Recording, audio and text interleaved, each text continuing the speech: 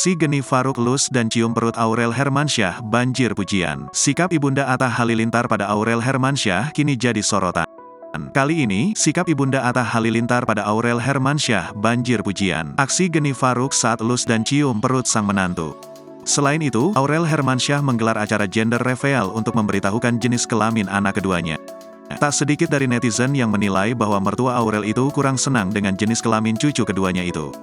Pasalnya, Geni Faruk diketahui menginginkan cucu laki-laki. Bak bungkam mulut netizen, baru-baru ini sikap Geni Faruk pada Aurel Hermansyah justru banjir pujian.